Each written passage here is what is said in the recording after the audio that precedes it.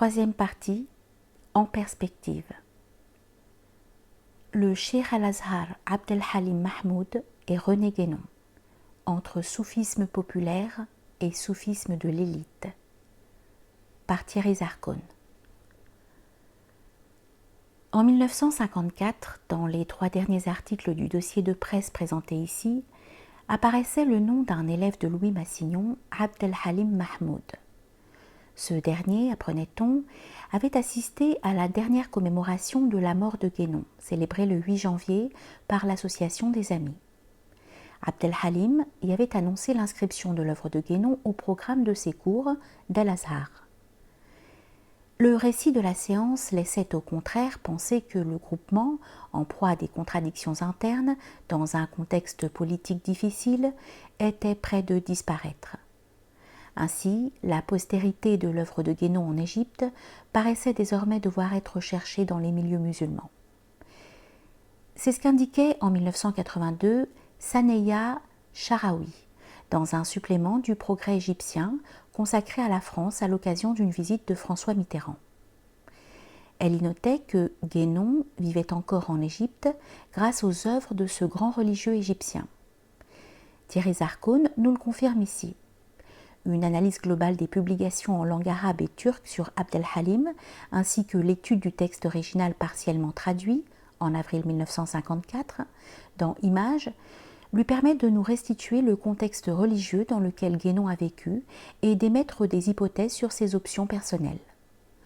Enfin, il met en évidence le fait que, contrairement à ce qu'on a communément affirmé, loin d'avoir été systématiquement rejeté par les musulmans comme hétérodoxe, son œuvre a eu une influence importante au plus haut niveau du centre intellectuel de l'islam. Voici le discours de Thierry Zarcone. Dès son arrivée en Égypte en 1930 et jusqu'à sa mort en 1951, les contacts de René Guénon avec les milieux soufis du Caire sont restés enveloppés de mystères. Il est à peu près certain qu'il n'a jamais rencontré le cheikh Abdelrahman Ilish, qui dirigeait la confrérie Chadiliya Arabiya et qui fut le maître du peintre suédois Ivan Agheli. Par l'intermédiaire de ce dernier, René Guénon devint musulman, ou plutôt soufi, à Paris en 1911. Il appartenait ainsi, via Agheli, à la descendance spirituelle du cheikh, ce qui explique pourquoi il lui dédia son ouvrage Le symbolisme de la croix, publié 1 an après son arrivée en Égypte. Le cheikh Ilish, dont Guénon, comme en témoigne Jean-Louis Michon, avait une photo dans sa maison du Caire, personnage illustre certes et passionné par Ibn Arabi, ne semblait pas toutefois, d'après l'un des meilleurs spécialistes de l'histoire du soufisme égyptien, avoir pris son rôle de maître spirituel très au sérieux. Les diplômes d'investiture, ijaza, étaient distribués sans discernement à tous ceux qui en faisaient la demande. Et d'après le cheikh Ilish lui-même, c'est à titre amical qu'un tel diplôme avait été remis à Ivan Agheli. D'un autre côté, lorsqu'Abdelrahman Ilish succéda à son père à la tête de la confrérie Chadiliya Arabiya, celle-ci était déjà en déclin et rassemblait peu de fidèles. Comme Ivan Agheli qui l'avait rattaché au soufisme, Guénon, jusqu'à son arrivée au Caire, n'adopta pas un mode de vie conforme aux prescriptions de la religion du prophète. Après son installation, le penseur français, marié à une égyptienne en 1934 et fréquentant certains milieux soufis, adopta une attitude plus respectueuse des prescriptions rituelles de l'islam, ainsi qu'en témoignent ceux qui lui ont rendu visite. Ce changement d'attitude pourrait bien être la conséquence de son installation dans un contexte social et familial imprégné par la loi du prophète, à moins que, au contraire, comme le suggère Xavier Accard dans l'introduction de ce livre, ce soit la perspective d'harmoniser pratique exotérique, sur le respect de laquelle il allait insister, comme le ferait plus tard Abd el-Halim Mahmoud, et pratique ésotérique, qu'il ait décidé à choisir cette inscription dans la société musulmane. D'après Paul Chacornac, René Guénon rencontra au Caire le cheikh Salama Hassan el-Radi, mort en 1939, fondateur de l'une des plus importantes confréries en Égypte, la Chadiliya Hamidiya. Il fréquenta les réunions organisées par le cheikh, S'agissait-il de cérémonies de dhikr? Mais rien n'indique qu'il devint le disciple de ce dernier. On ne sait rien en outre des échanges que les deux hommes ont pu avoir, mais en revanche, les destinées de la confrérie Chadiliya Hamidiya nous sont bien connues. René Guénon arriva en Égypte au moment même où elle se trouvait un tournant de son histoire. Son fondateur, le Cheikh Salama al-Radi, avait commencé sa vie de soufi à la façon d'un ascète, se livrant à la prière incessante, au jeûne, aux mortifications, jusqu'au moment où, devenu aux yeux de la foule un parfait saint musulman, il prit la décision de constituer une tariqa. Ouvrez les guillemets. Ne sont aptes à l'amour que ceux qui ont balayé toutes leurs ordures et voient dans leurs âmes animales leurs ennemis les plus acharnés. Fermez les guillemets. Ce sont les propos de Salama al-Radi. Cependant, 10 années après avoir fondé sa confrérie et délivré son message dans les quartiers les plus défavorisés du Caire, ainsi que dans les villages du Delta, Salama al-Radi abandonna les pratiques ascétiques et ne s'occupa plus que de l'administration de sa tariqa. Il élabora en 1927, peu avant la venue de Guénon en Égypte, un code de règles de conduite morale et physique, extrêmement précis, qui insistait en premier lieu sur le respect inconditionnel de la loi islamique. De plus, le cheikh voulait faire disparaître les éléments issus du soufisme populaire, comme la magie, les conjurations des esprits et des djinns, les usages d'instruments de musique et les pratiques de percement du corps ou d'absorption de verre lors des cérémonies soufis, l'art du talisman, etc. Très présent dans le soufisme égyptien, et éviter un glissement de la tariqa vers l'action politique. Pour exemple, la règle 27 est « Il est défendu de s'adonner à la magie et à tous ceux qui lui ressemblent, car cela éloigne de Dieu. » La règle 36 « Il est défendu de se livrer à des pratiques extravagantes comme la mendicité ou le port d'habits déchirés ou autre chose de ce genre sans la permission du cheikh. » Mais l'application de ces règles n'allait pas sans une lourde bureaucratie qui entraîna la constitution d'une hiérarchie de personnages intermédiaires entre le shir et ses ouailles, et dont la nomination ne reposait plus sur des compétences spirituelles. Après la mort de Salama al-Radi en 1939, la confrérie fut déchirée par des luttes de succession et se scinda avant d'être de nouveau réunie sous la houlette du fils du shir, Ibrahim. La Chadiliya Hamidiya fut la principale bénéficiaire du courant de renouveau du soufisme dans les années 60. Elle comptait, après 1967, plus de 100 000 fidèles et disposait de zaouïas dans tout le pays. En 1971, les cérémonies de dhikr regroupaient au moins 700 personnes. La confrérie abandonna ensuite la petite mosquée du quartier populaire de Boulak, où elle avait débuté son histoire, pour s'installer dans une mosquée moderne bâtie dans un quartier huppé de la capitale égyptienne. L'intérieur de la mosquée était pavé du plus élégant marbre, importé d'Europe, et abritait 2 luxueux mausolées, ceux de Cheikh Salama al-Radi et de Cheikh Ibrahim. La confrérie n'était plus dirigée par un cheikh appartenant à la famille du fondateur. En 1980, riche de 71 000 membres, la confrérie disposait d'un centre ultramoderne qui abrite un institut islamique, une bibliothèque, une salle pour le dhikr, des salles de réunion, une crèche, des écoles, un dispensaire.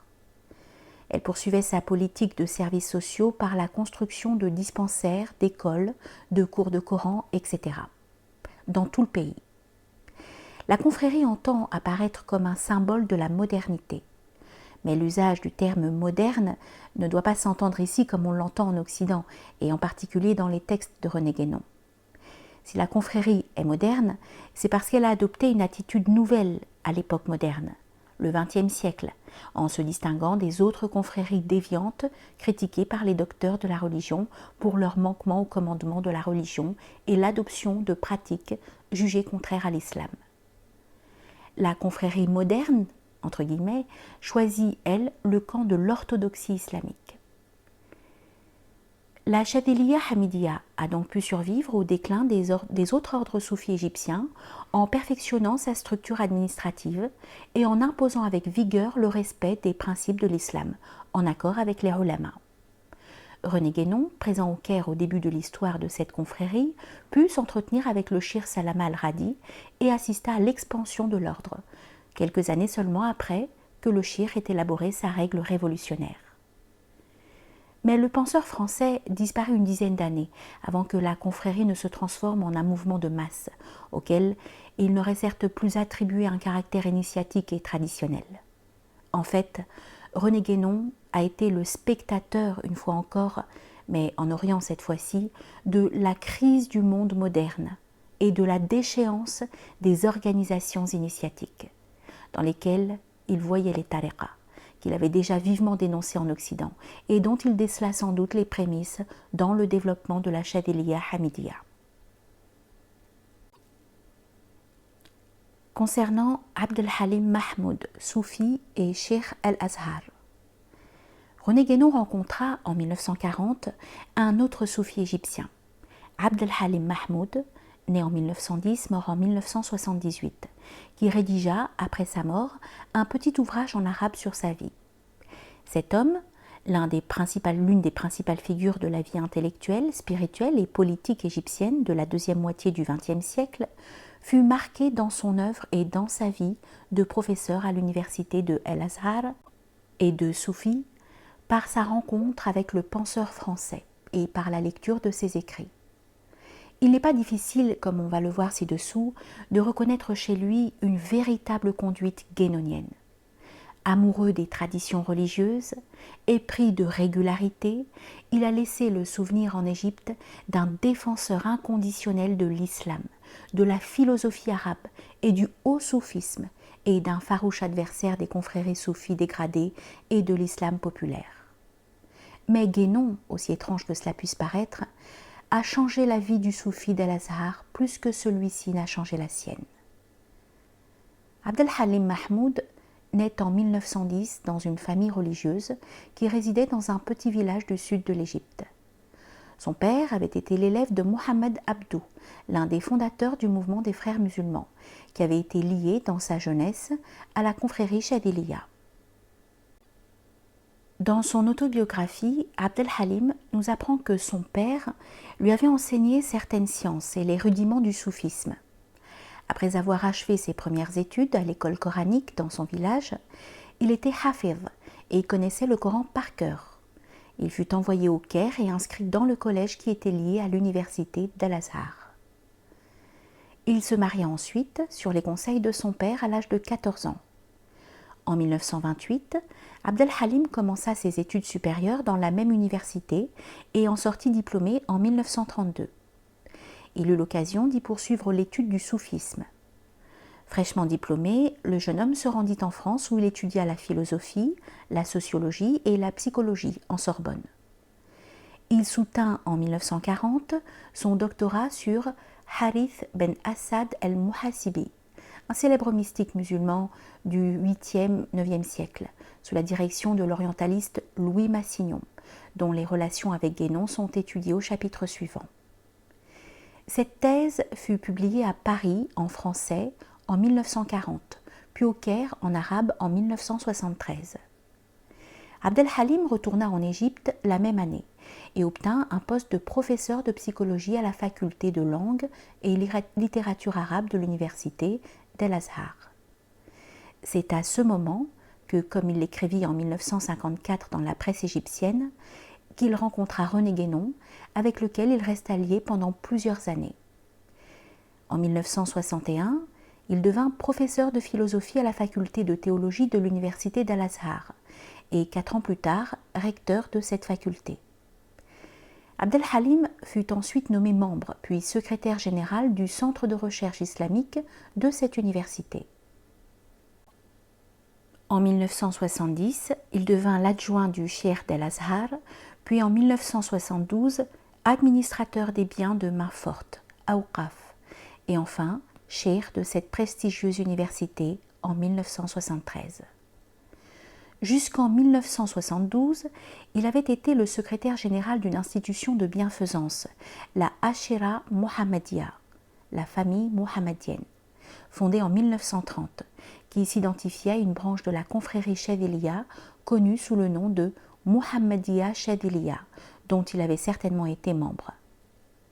En conflit avec le président égyptien Anwar Sadat, qui avait réduit les pouvoirs d'El-Azhar, le cheikh présenta sa démission en 1974, mais regagna son poste après que le président lui eut restitué tous ses droits et son rang de ministre. Abd el-Halim meurt en 1978, alors en fonction. Abd el-Halim s'est dévoué toute sa vie au service de l'islam à travers ses activités d'homme de science, d'administrateur et de soufi de tradition chadiliya.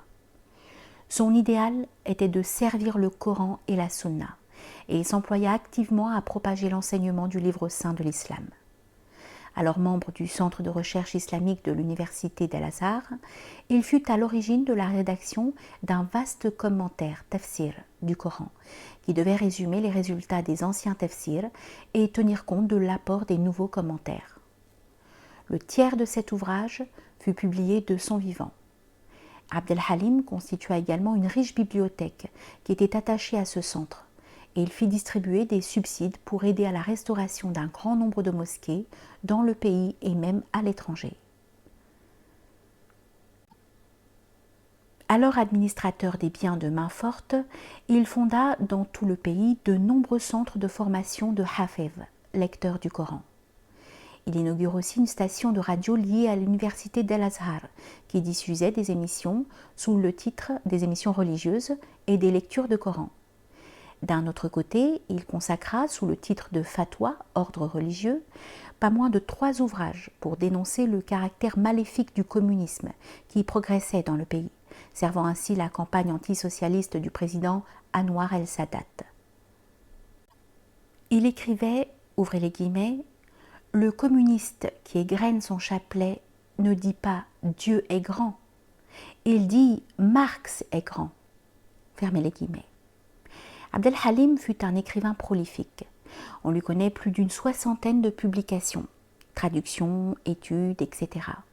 Ses ouvrages les plus connus sont un ouvrage sur la méthodologie en islam qui aborde les relations existantes entre la philosophie et la religion musulmane, puis entre la théologie qu'elle aime et cette religion, un ouvrage axé sur l'étude de la philosophie en islam, sur les penseurs Al-Farabi, Al-Kindi, Ibn Sina, Avicenne, puis sur la philosophie dans ses relations avec le soufisme et le droit musulman, le fiqh, un ouvrage sur la vie et les miracles du prophète Mohammed, un ouvrage sur la mystique chadiliya, l'ouvrage expose les biographies des principales figures de cette confrérie, dont Abd el-Wahid Yahya, René Guénon et ses doctrines, un commentaire tafsir en 2 volumes de la 3e sourate du Coran, la famille de Imran, un ouvrage sur les pratiques dévotionnelles et de nombreuses biographies de soufis célèbres. En 1979, un an après la mort de Abd el-Halim, un orientaliste français, Roger de Ladrière, lui consacra une notice nécrologique dans les études traditionnelles. Il y attirait l'attention sur l'œuvre spirituelle du cheikh d'Al-Azhar et sur l'influence considérable qu'il avait eue dans le monde musulman, contribuant au renouveau du soufisme. Mais surtout, il insistait sur le rôle majeur que le cheikh avait joué dans la diffusion de l'œuvre de René Guénon auprès des musulmans, par la traduction d'articles du penseur français et la publication d'études inspirées par ses idées. Quelques mois avant sa mort, Abd el-Halim écrivait dans la revue de l'université d'Al-Azhar, on croirait lire Guénon, ouvrez les guillemets, « Les personnes ne comptent pas au regard des principes », fermez les guillemets. En 1988, un auteur arabe, Ibrahim M. Abourabi, a publié dans une revue d'études islamiques un long article sur l'influence du soufisme sur les ulama d'Al-Azhar, dans lequel il soutient que toute l'œuvre de Abd el-Halim est marquée par la pensée de René Guénon. Cependant, il est étonnant que, dans une étude magistrale consacrée aux ulama d'Al-Azhar, à l'époque contemporaine, un spécialiste de l'Égypte n'ait pas pris en compte les liens de Abd el-Halim avec le penseur français et la dette intellectuelle que le cheikh affirmait avoir contractée à son égard. Le soufisme de l'élite contre la confrérie soufie déviante. Il est clair que Abd el-Halim, quoique membre d'une confrérie, la Mohammediya Chadiliya, s'est intéressé davantage à la doctrine soufie qu'aux institutions humaines qui le cultivent. un anthropologue britannique, Michael Gilsenan, qui s'était rendu au Caire dans les années 60 pour étudier la confrérie Chadiliya Hamidiya et qui le rencontra, il dit, ouvrez les guillemets, qu'il ne pourrait aborder l'islam dans son intégralité s'il gaspillait son temps à l'étude des confréries. Fermez les guillemets. Le témoignage de cet anthropologue est particulièrement intéressant, dans la mesure où il nous révèle l'opinion de Abd el-Halim sur deux formes divergentes du soufisme égyptien.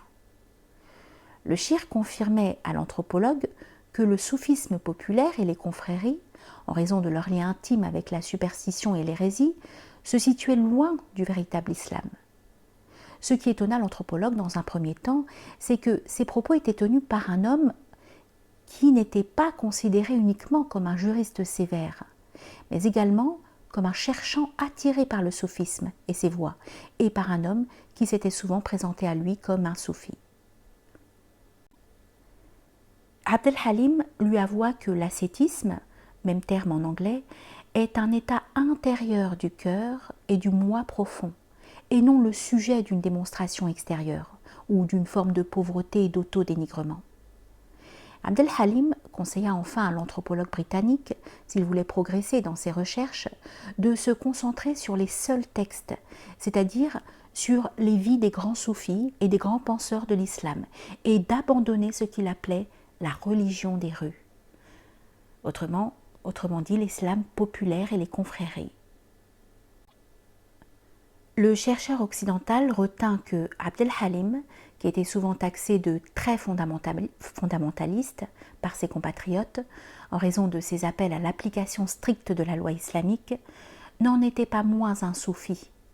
Son mépris pour la religion des rues allait main dans la main avec un soufisme de et pour une élite spirituelle et religieuse. Les hautes fonctions administratives que Abd el-Halim a occupées à l'université Al-Azhar, en particulier la charge suprême du shir de cette université, l'ont mis en position de force pour réformer de l'intérieur le monde de la spiritualité musulmane, pour enrayer la crise du monde moderne. Mais une politique de réforme inspirée des écrits de Guénon et adaptée au monde musulman était-elle seulement possible ? Les positions politiques adoptées par Abd el-Halim et les mesures qu'il fit appliquer montrent qu'il s'employa avant tout à consolider la place de l'orthodoxie islamique dans la société égyptienne, à limiter l'influence du soufisme populaire, à contrôler les confréries soufis et à sauvegarder la tradition du haut soufisme, à travers d'un côté la publication d'ouvrages et de l'autre le maintien d'un enseignement d'histoire du soufisme et de ses doctrines dans le cadre d'Al-Azhar.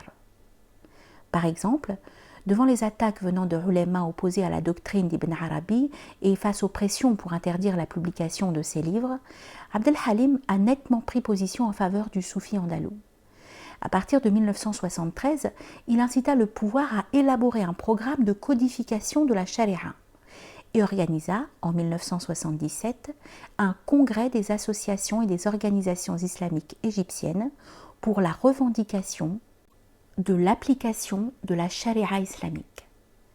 Le congrès dénonça les atermoiements du gouvernement dans l'adoption de la loi religieuse. Plusieurs associations piétistes, salafistes et soufis, dont la confrérie à laquelle appartenait Abd el-Halim, avaient participé à ce congrès.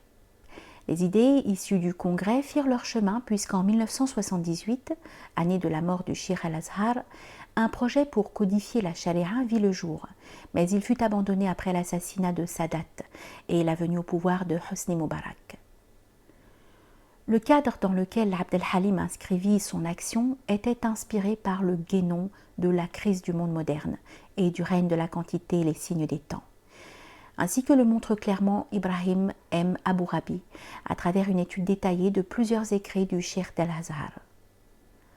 Les critiques du soufisme dans l'Égypte contemporaine émanaient des milieux réformistes et mettaient en avant l'ignorance des chirs qui encourageaient la superstition et éloignaient leurs disciples de l'islam, plus précisément de l'exotérisme de l'islam. L'objectif de Abd el-Halim était de montrer que l'exotérisme et l'ésotérisme de la religion du prophète étaient en parfait accord, mais que l'ésotérisme devait alors s'identifier à la plus haute dimension du soufisme, qui n'était pas l'islam des confréries.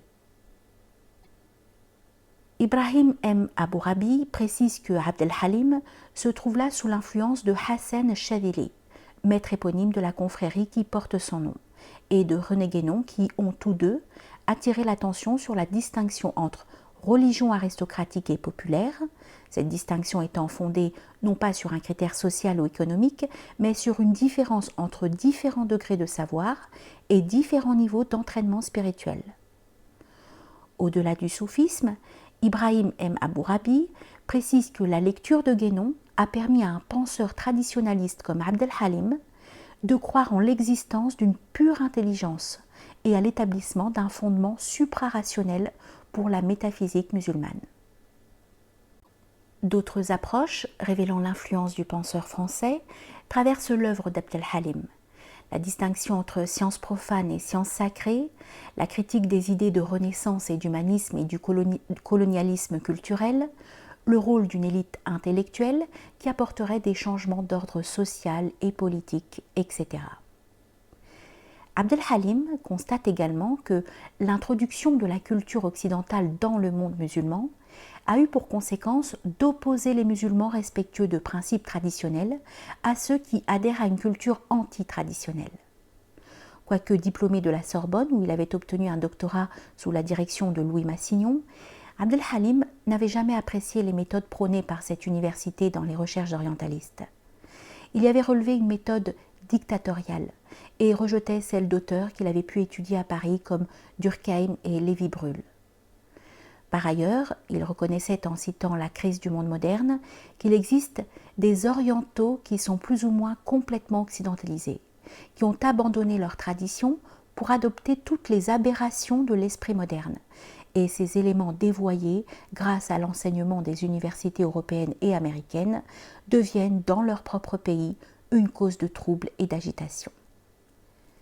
Mais surtout, Ibrahim M. Abu Rabi estime que dans sa recherche de solution à ce problème, Abd el-Halim s'est trouvé dans une situation plus difficile que Guénon.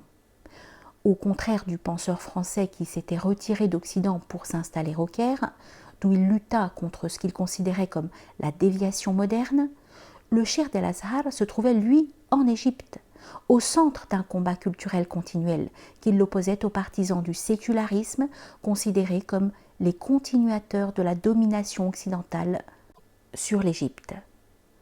La vie de Abd el-Halim nous enseigne que ce dernier a essayé de lutter contre l'occidentalisation du pays, en renforçant la religion, certes, mais surtout en tentant de constituer une élite intellectuelle, rassemblant, il est encore en accord avec Guénon, des hommes dotés d'une intuition divine qui sont seuls capables de renverser le cours de l'histoire. Mais cette élite, note-t-il, relève du petit nombre. Elle est en opposition au principe de la démocratie, qui préfère la majorité à la minorité, la quantité à la qualité et la masse à l'élite. On n'a pas de peine à imaginer ce que put être la réaction des deux hommes face au développement de la confrérie Chadhiliya Hamidiya, qui avait sacrifié au grand, très grand nombre. Pour Abd el-Halim, l'élite se situait en Égypte au croisement de la loi islamique, la charia, et du haut soufisme, alors que la masse incarnait l'islam populaire, celui des superstitions et en partie du confrérisme. Ibrahim M. Abu Rabi conclut que la conception de l'élite, dans la vision de Guénon, implique une vie coupée de l'action sociale, alors que chez Abd el-Halim, elle implique une vie sociale active, dont l'orientation spirituelle est fondée sur le Coran et la Sunna. Cela explique en partie pour ce même commentateur pourquoi le Cheikh d'El-Azhar a demandé l'application de la charia dans le pays en 1970, ce qui lui gagna des adversaires dans les camps et séculiers et traditionnalistes. Ouvrez les guillemets. De nombreux religieux ne comprenaient pas pourquoi un penseur inspiré par le soufisme luttait pour l'imposition de la charia, alors qu'il était supposé contempler Dieu à l'égard du monde. Fermez les guillemets. Il voyait une contradiction entre le soufisme et la charia. D'autres estimaient que le shirk n'était qu'un instrument entre les mains des politiques. En fait, Abd el-Halim restait fidèle aux enseignements de Hassan el-Chadhili. Ouvrez les guillemets. Si ton illumination mystique kashf, contredit le livre, le Coran et la sunna, maintient le livre et la sunna et abandonne l'illumination. Fermez les guillemets. Rejoignant René Guénon, le soufisme enfin était pour lui non seulement une pratique éthique, ascétique ou dévotionnelle, mais une doctrine métaphysique dont le but est la transformation fondamentale de l'homme social dans ses deux dimensions, intérieure et extérieure. Il est la connaissance de la métaphysique. Confrérie réformée et voie solitaire. On pourrait alors se poser la question de la pratique soufie de Abd el-Halim et de René Guénon, sans toutefois prétendre y répondre d'une manière sûre et définitive. Abd el-Halim semble bien avoir été attaché à la confrérie Muhammadiyya Chadiliya, dont il a été secrétaire de la Société de bienfaisance jusqu'en 1972. Cette tariqa, fondée par Muhammad Zakir Ibrahim el-Khalil, qui était encore vivant en 1992, avait adopté une attitude réformiste, moderne, dans le sens où nous l'avons précisé ci-dessus, c'est-à-dire qu'elle avait pris le parti, fidèle à la sobriété et l'orthodoxie naturelle de la Chadiliya, de défendre la charia et même, en 1977, de demander son application en Égypte. La confrérie était hostile aux manifestations extérieures exubérantes des autres confréries, aux processions avec drapeaux et banderoles, à l'utilisation d'instruments de musique pendant les cérémonies et surtout, pour ce qui est de la pratique mystique, à la mixité et à la danse pendant le dhikr. En somme, elle appelait au rejet de la religion des rues et prônait une purification du soufisme, un retour du système confrérique à la mystique des premiers maîtres, Hassan Chadili, Ibn Ataillah. La confrérie Muhammadiyya Chadiliya s'engagea aussi contre le colonialisme. Elle soutint Abd el-Halim contre Nasser et applaudit à l'adoption de lois visant à régir les confréries égyptiennes en 1976 et 1978. On conçoit aisément que Abd el-Halim reconnut immédiatement dans cet ordre soufi la confrérie la plus à même de sauvegarder l'héritage du haut soufisme et l'esprit de la Chadiliya. Toutefois, le Cheikh el-Azhar a certainement placé au-dessus de son attache confrérique le lien à la grande tariqa, la voie spirituelle, qu'il importe de ne pas confondre avec l'institution humaine. Abd el-Halim est considéré aujourd'hui encore parmi les membres de différents ordres soufis égyptiens comme un ami des soufis et le détenteur d'une véritable baraka. Quant à René Guénon, il vivait au Caire comme un reclus, l'ermite de Duki, ainsi que l'a dépeint Gabriel Boctor. Et l'on ne connaît qu'un seul témoignage précis rapportant sa participation à une cérémonie de dhikr. Ce témoignage émane justement de Abd el-Halim, qui réussit à le convaincre à une date imprécise de l'accompagner dans une mosquée pour pratiquer cet exercice en commun. Cercle de dhikr en arabe. Il faut donc interpréter sa participation à une telle cérémonie comme un acte exceptionnel. Rien n'indique en outre que cette cérémonie ait été accomplie dans le cadre d'une confrérie quelconque. Elle avait été organisée en fait de l'occasion d'une fête religieuse, la grande nuit sans doute, l'anniversaire du prophète, le Maoulid. Comme le précise le texte arabe, détail absent dans la traduction française. Abd el-Halim décrit l'expérience que vécut Guénon au cours de ce dhikr à l'aide de termes spécifiques issus de la langue du soufisme, qui ne sont hélas pas rendus par la traduction française. Le traducteur français parle du profond recueillement dans lequel Guénon s'absorbe après avoir accompli le dhikr, alors que le verbe arabe utilisé par Abd el-Halim,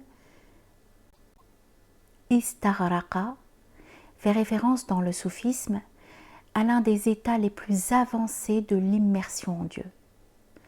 Guénon aurait donc été un habitué de cet exercice, si l'on se fie au témoignage de Abd el-Halim, qui se fait là hagiographe. Mais c'est un exercice qu'il aurait pratiqué en solitaire, à l'écart des mosquées et des zaouïas. Guénon précisa au même Abd el-Halim, un des rares visiteurs auxquels il avait ouvert sa porte, que seuls les importuns qui ont du temps à perdre dans les propos personnels et futiles croient qu'ils se confinent dans la solitude. On peut rappeler là ces quelques lignes de l'un des plus grands maîtres de la confrérie, Chadiliya, ibn Ataillah, mort en 1309. Ouvrez les guillemets. Ferme donc ta porte aux hommes et la porte de ta maison à ta famille. Occupe-toi à l'imploration, vikr, du Seigneur des hommes. Celui qui s'isole en ouvrant une porte aux visites, celui-là cherche à gagner de l'autorité et à se faire une réputation, mais est refoulé de la porte de Dieu. Fermez les guillemets. René Guénon, qui a choisi de s'installer en Orient, en quête d'un rattachement à des sociétés initiatiques et pour approfondir sa foi métaphysique, a découvert la même déchéance morale, intellectuelle et spirituelle contre laquelle il s'était dressé en France. Rejet des sciences traditionnelles, fascination de l'Occident, magnétisme de la modernité, dégradation du goût oriental, etc. Établi en Orient pour y approfondir sa connaissance du soufisme, ce qu'il fit, il a également laissé son empreinte sur les soufis. Mais Guénon semble bien avoir poursuivi son chemin seul ou dans des petits cénacles de soufis, à l'écart des grandes tariqas. Quelques rares soufis, comme Mahmoud Abd al-Halim, ont compris que le français situait le but à atteindre au-delà des grands systèmes religieux et mystiques, dans leur prolongement. Les sociétés initiatiques, tariqa, franc-maçonnerie, etc., n'étaient pour lui, dans la mesure où elles n'étaient pas dégradées, que des voies permettant d'aller vers un approfondissement de la réalité dont les religions sont comme une écorce qu'il importe de ne pas arracher, mais qu'il est vital de pénétrer. Mahmoud Abd al-Halim, totalement gagné à ses idées, est devenu en quelque sorte un guénon arabe et il s'est employé en islam à agir en guénonien, c'est-à-dire à maintenir l'équilibre et l'harmonie entre la charia et le soufisme, entre l'exotérisme et l'ésotérisme de la religion. Strictement fidèle au commandement de sa religion et initié à l'ésotérique de celle-ci, Abd al-Halim est avant tout un métaphysicien, comme le fut son maître, à la recherche de l'éclairage supérieur fourni par l'intuition intellectuelle. Parce qu'il est caché, il fait apparaître toute chose, mais étant le patent, il recouvre l'être de toute chose. Thierry Zarcone.